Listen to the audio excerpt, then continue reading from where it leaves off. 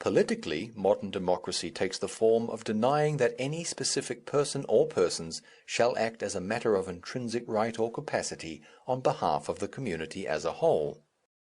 Its root idea is representation. Government is based primarily on election, and every ruler is, in theory at least, a delegate and servant of the popular will. It is implicit in the democratic theory that there is such a thing as a popular will, and this is supposed to be the net sum of the wills of all the citizens in the state so far as public affairs are concerned. I know of no case for the elective democratic government of modern states that cannot be knocked to pieces in 5 minutes.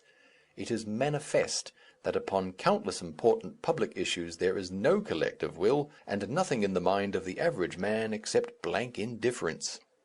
That an electional system simply places power in the hands of the most skilful electioneers, that neither men nor their rights are identically equal but vary with each individual, and, above all, that the minimum or maximum of general happiness is related only so indirectly to the public control that people will suffer great miseries from their governments unresistingly, and, on the other hand, change their rulers on account of the most trivial irritations.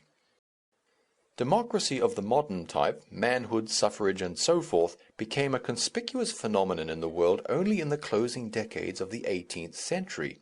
Its genesis is so intimately connected with the first expansion of the productive element in the state through mechanism and a cooperative organization as to point at once to a causative connection.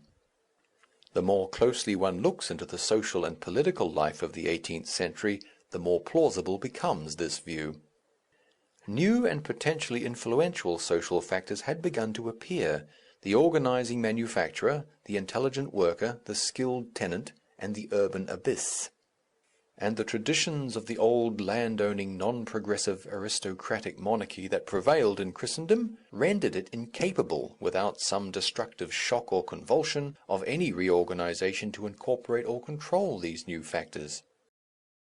The new powers were as yet shapeless. It was not the conflict of a new organization with the old. It was the preliminary dwarfing and deliquescence of the mature old beside the embryonic mass of the new. It was impossible then, it is, I believe, only beginning to be possible now, to estimate the proportions, possibilities, and interrelations of the new social orders out of which a social organization has still to be built in the coming years. No formula of definite reconstruction had been evolved, or has even been evolved yet, after 100 years.